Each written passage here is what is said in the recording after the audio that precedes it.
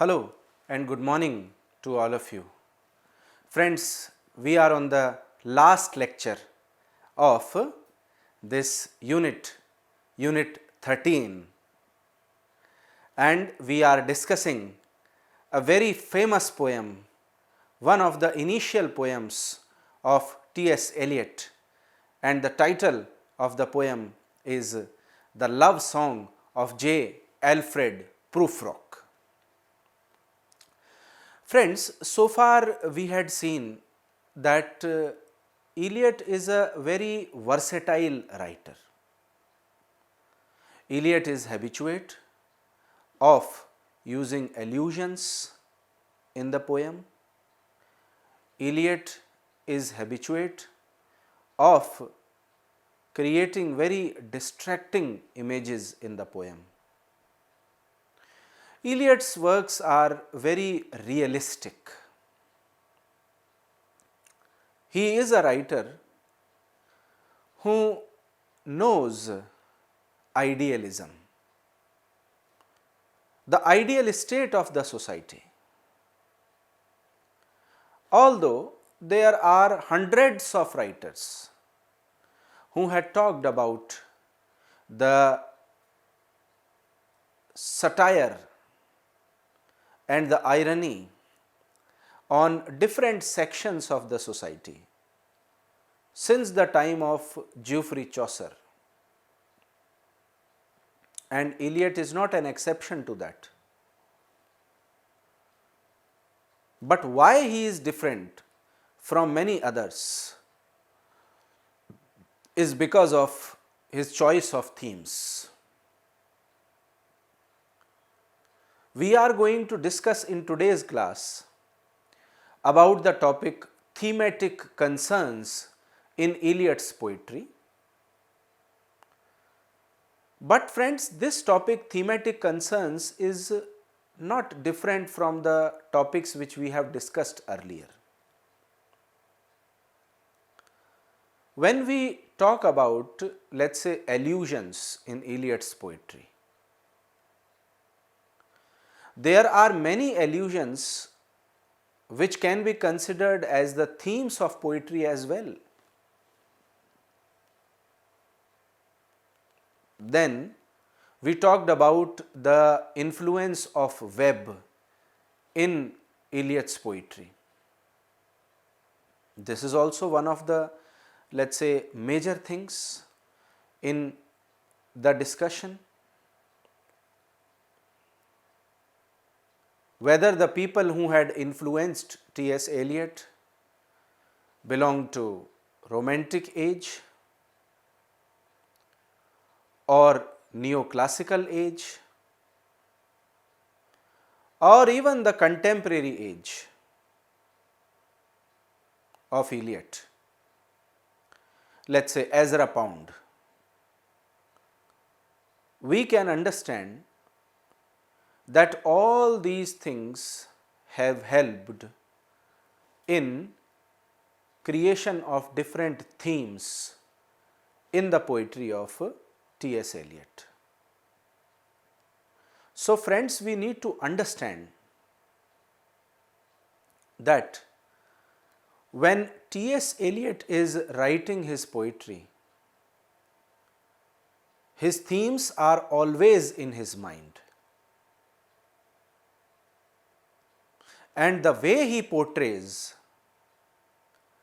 projects the poetic craftsmanship of this modernist poet. Before moving to the content of different themes, let me tell you what are you going to learn from this lecture. You would be in a position to interpret thematic concerns of T.S. Eliot in writing the select poem.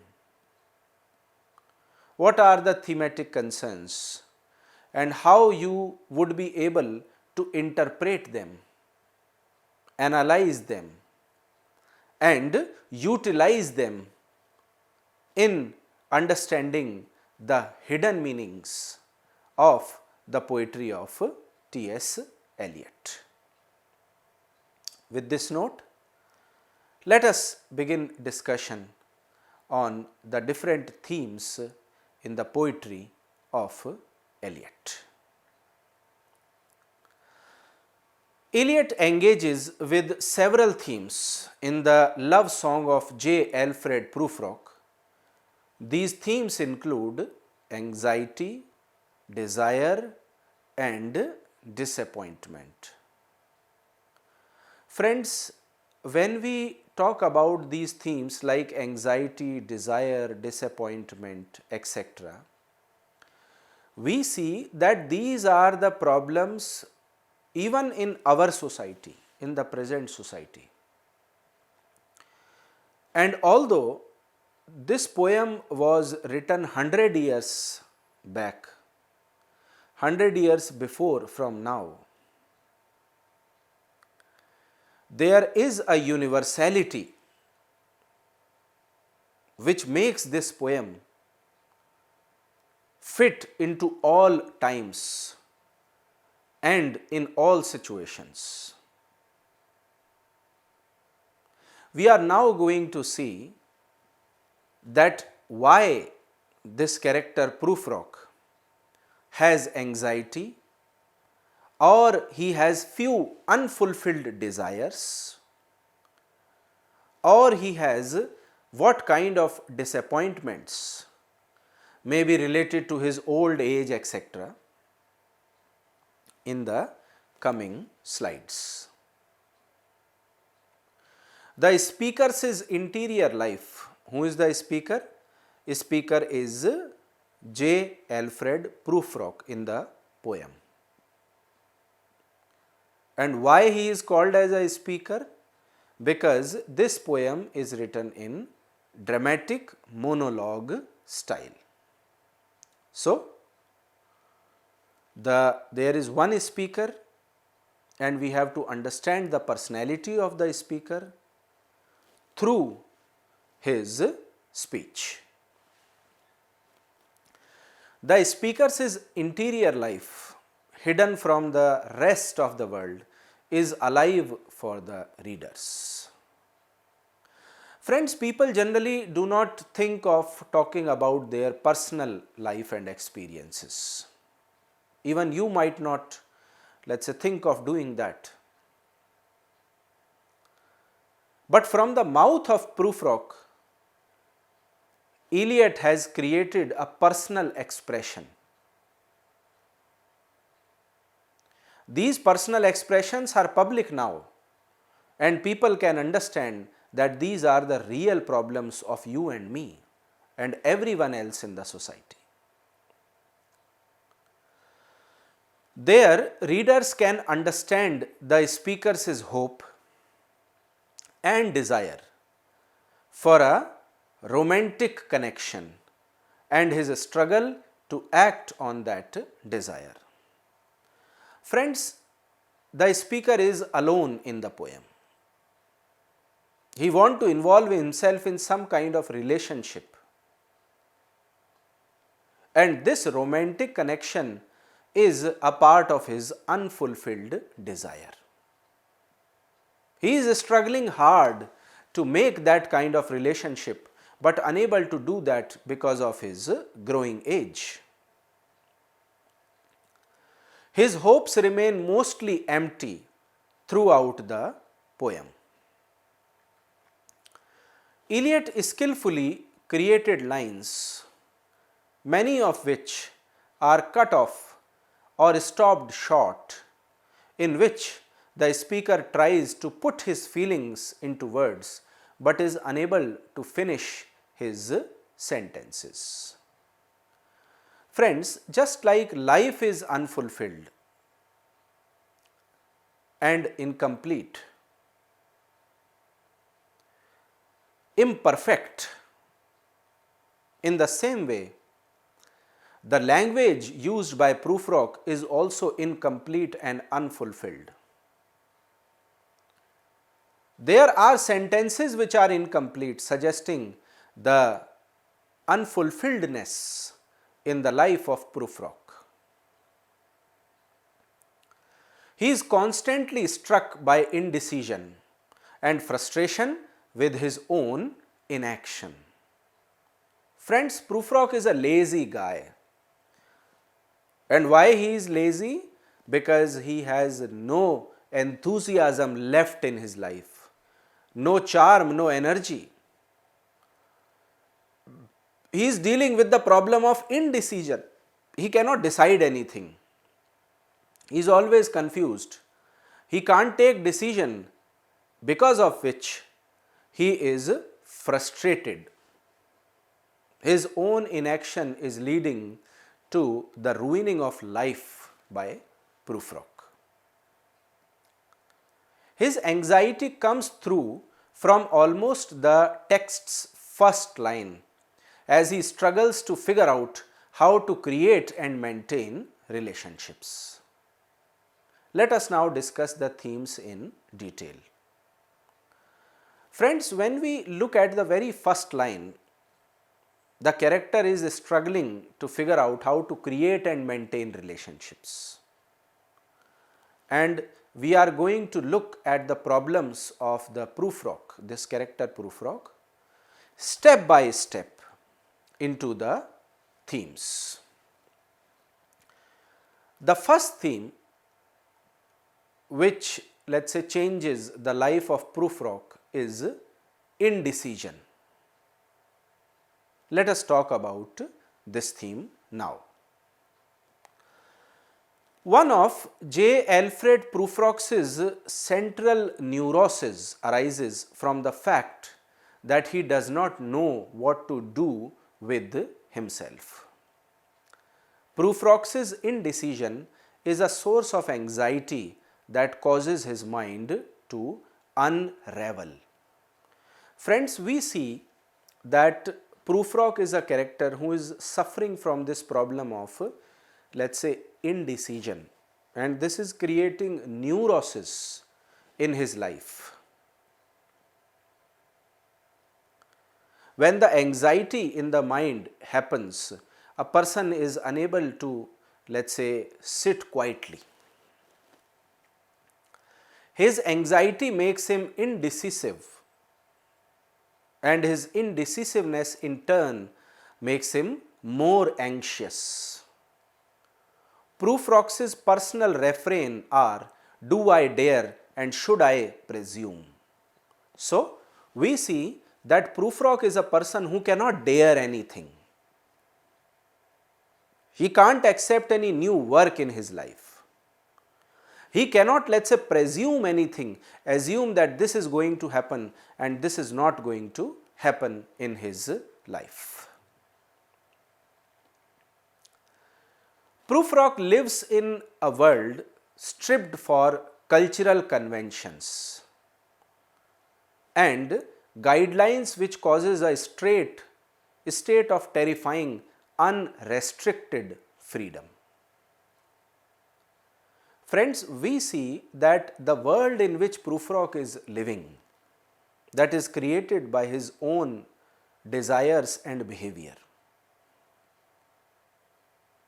He is stripped for cultural conventions and guidelines. The societal pressure is too much on Prufrock,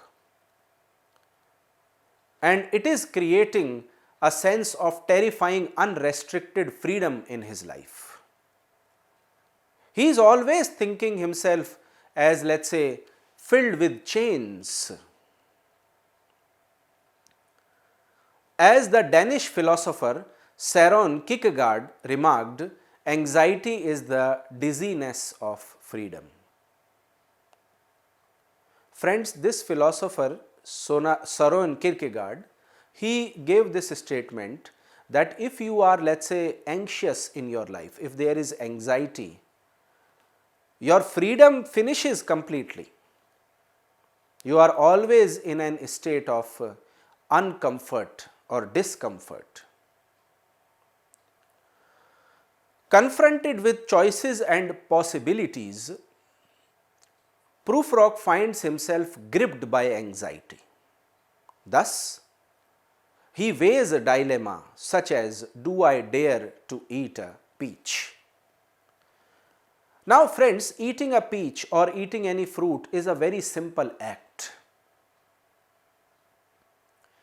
But Prufrock is even confused that whether he would be able to eat a peach or not. On the other hand, this concept of peach is also related to sexual instinct.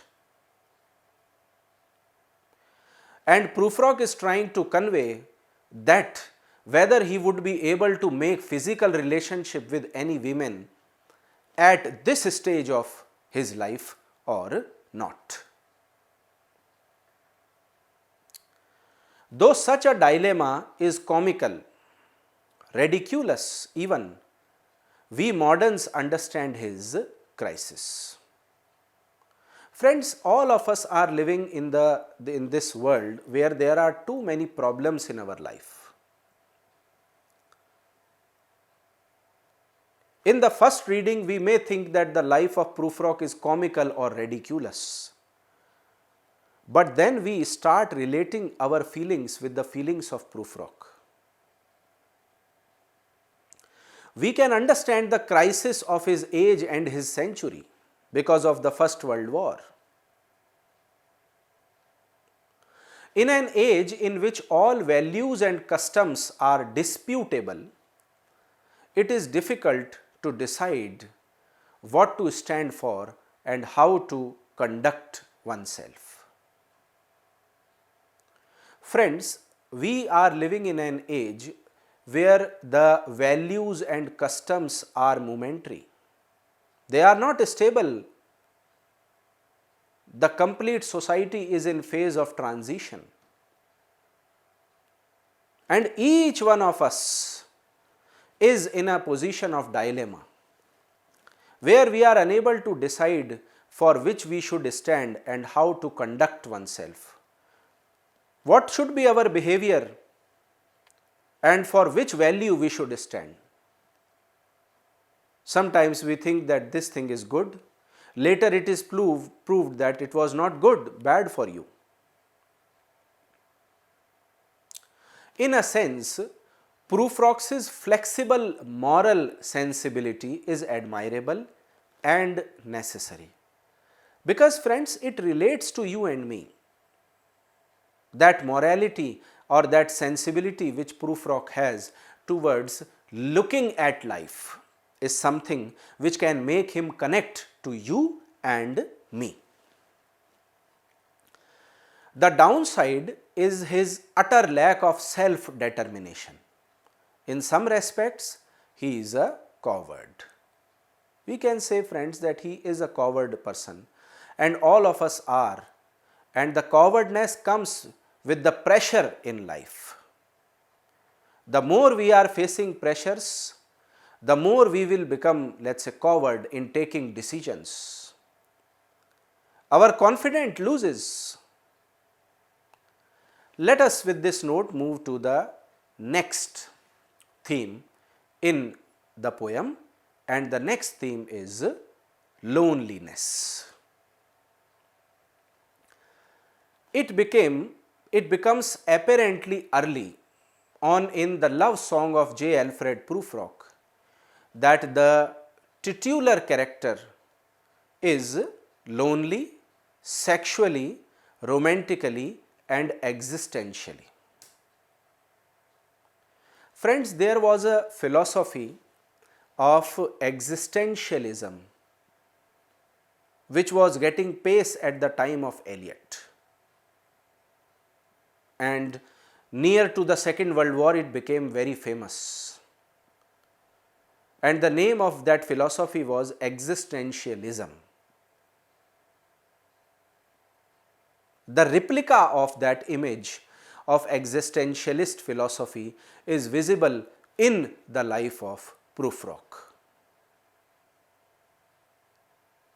He is lonely. His sex life is ruined. There is no romance in his life. He is alone. He don't know what to do. He is confused. Prufrock finds himself haunted by women. by their judgments and withheld affections. He is afraid to speak to elegant women for fear that they might scornfully declare, "That is not what I meant at all." This is the reality of life, friends. Sometimes we think that a woman like us, but we are unable to propose that woman, thinking that she will say that she likes, let's say, any men, but not in that sense of affair. This is a struggle between formal and informal relationships in the society. If a woman want to maintain formal relationship with you, you can't force her to maintain something that is not formal. Prufrock is in this confusing state. He wished to make, let's say, he wished to speak to elegant women, he wished to make relationship with them, but he is confused in his life. And in this way, he is, let's say, haunted with the presence of women, whether they will reject his offer or will, let's say, select him. He is haunted by the prostitutes he has visited in one night cheap hotels. This phrase, friends, one night cheap hotel, is taken from the poem itself, and wherever I am using quotation, let's say double inverted commas, I am using the lines from the poem only. So, in this poem, T.S. Eliot says that once this character Prufrock, he visits a one night cheap hotel.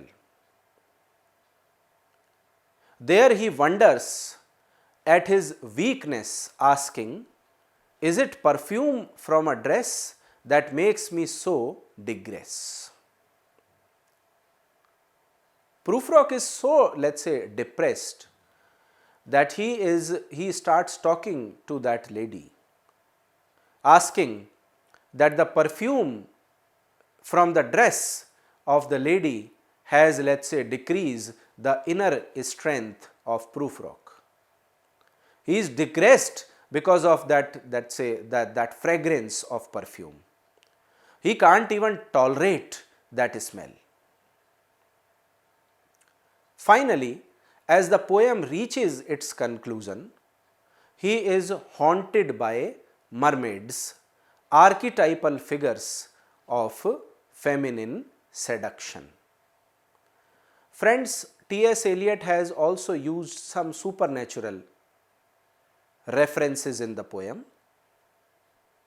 This character Prufrock is even, let's say, afraid of mermaids, the supernatural creatures, the archetypal figures,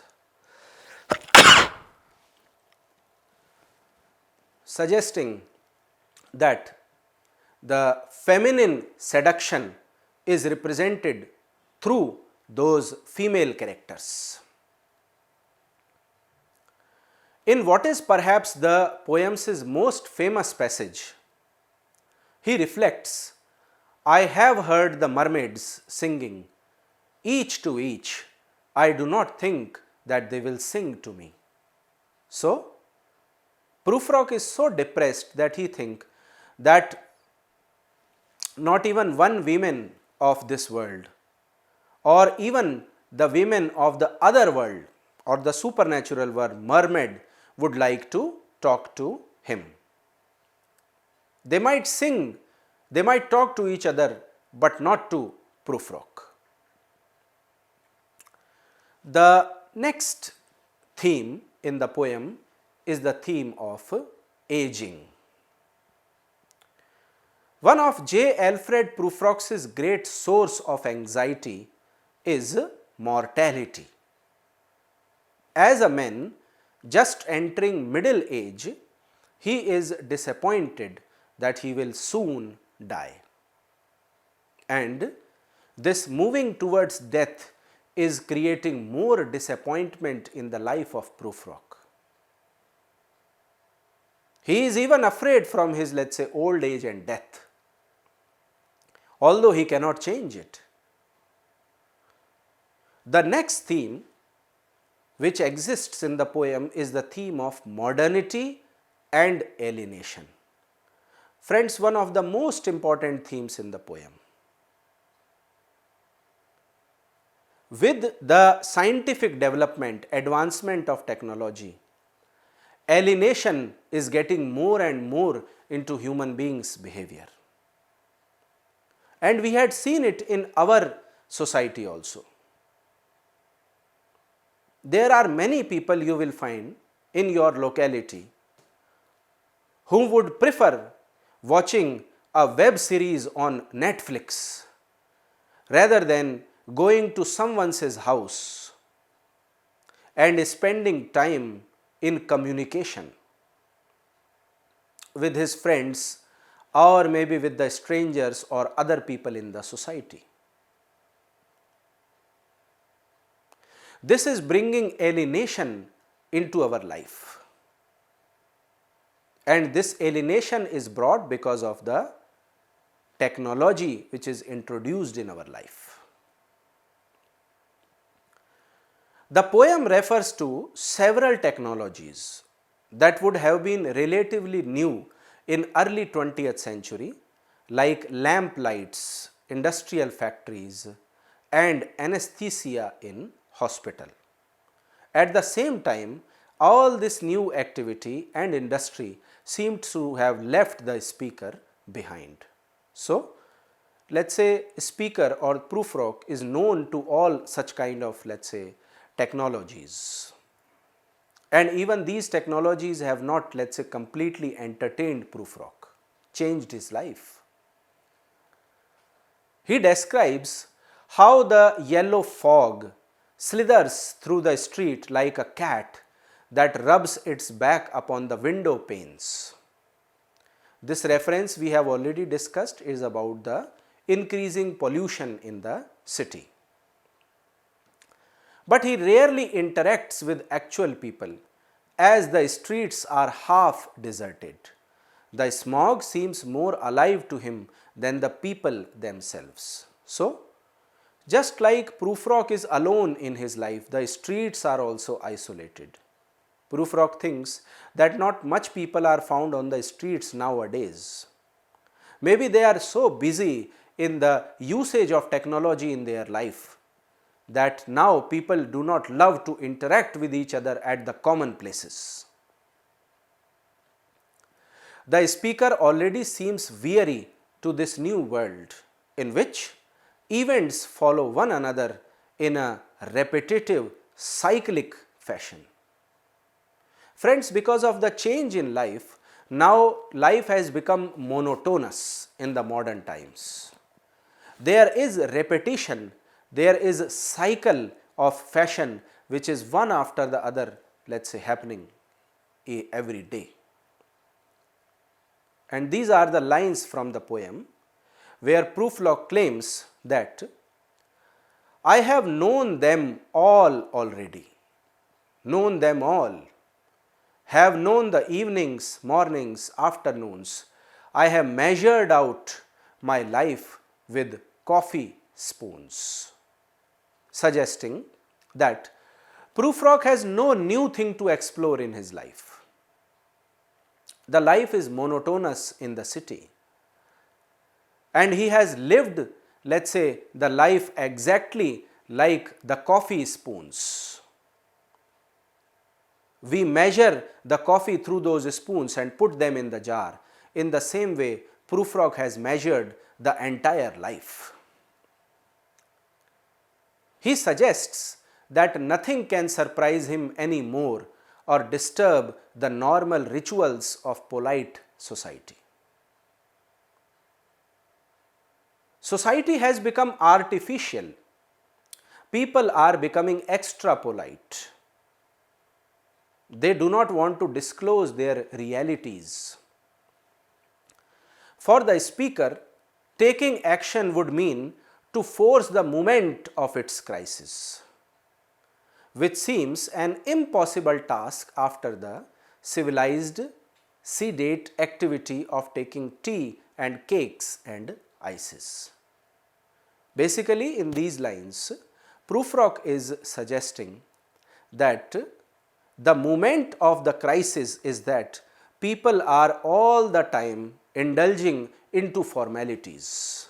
Whether they are taking tea or cake or ice, they are repetitively behaving in a way which is not natural.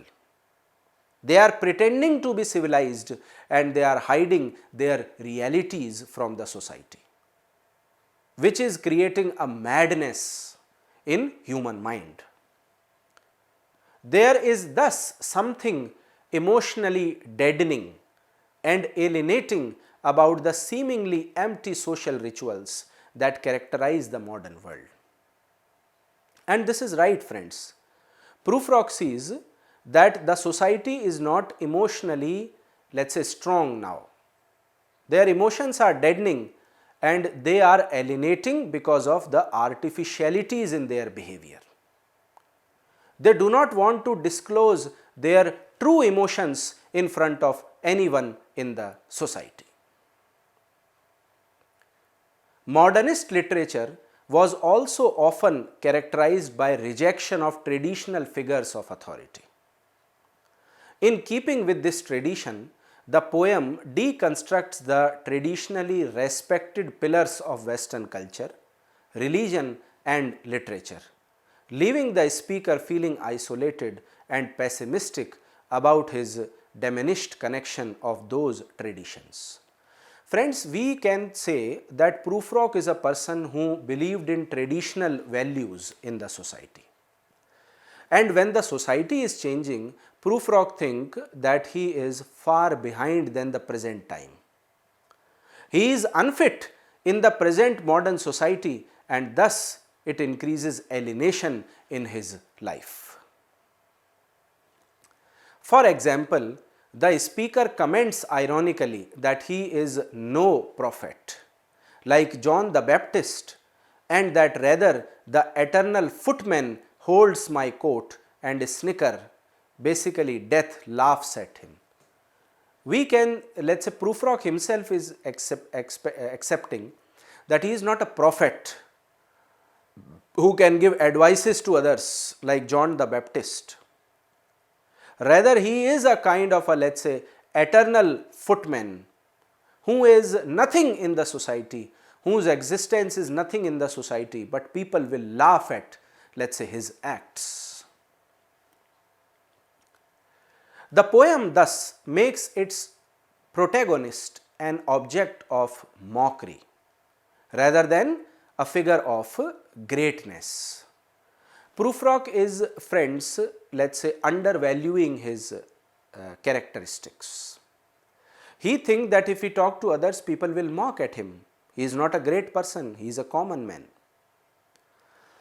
The speaker himself seemed to feel an inability to measure up against these literary greats, as when he proclaims that I am not Prince Hamlet, nor was meant to be, and is simply a nameless, subservient, attendant lord or even a fool. Friends, Prufrock thinks that he has no capabilities left. At once he says that he is Prince Hamlet, an extraordinary character, an over-ambitious person. On the other hand, he thinks that he is a side actor, just like a fool in the play of William Shakespeare, who is a minor character, has not much to do in the main plot or the subplot. He doesn't draw strength or inspiration from these would-be authority figures of literature and culture. Instead, they leave him feeling isolated and disheartened. Friends, whenever Prufrock sees any, let's say, literary character or any person in reality in his life who is extraordinary, smart, over-ambitious, Prufrock feels more depressed in the company of that person. Same happens when he reads the novels or literary works.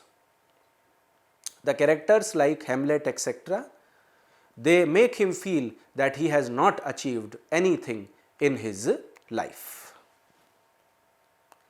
This reaction suggests that modernist trends in literature may not only enhance the alienating experience of living in the modern world.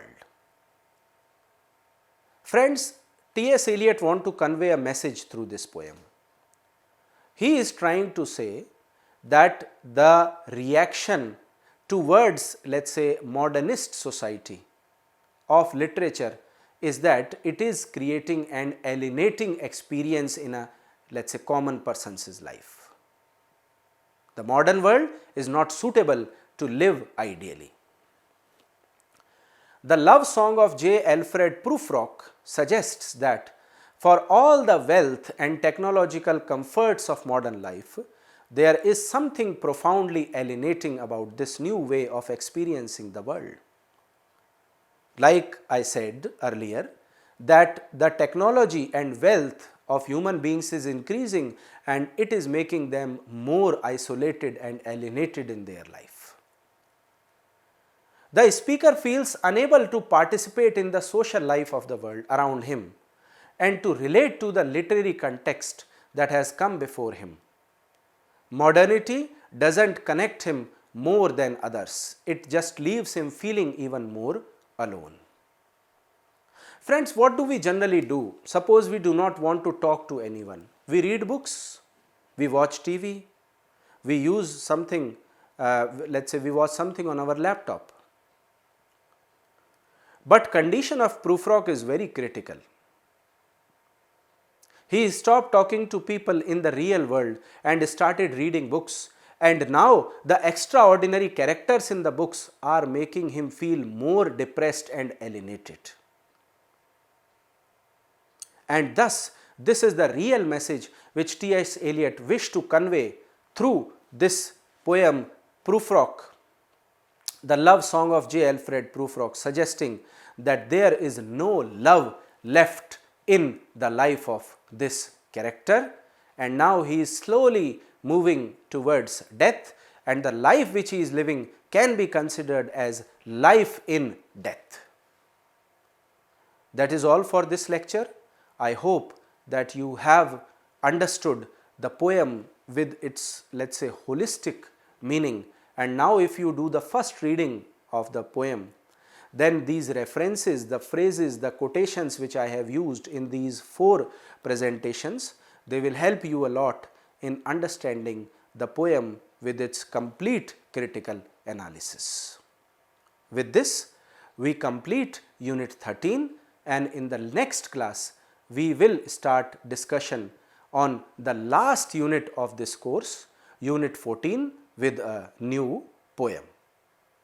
That is all for today. Thank you for listening.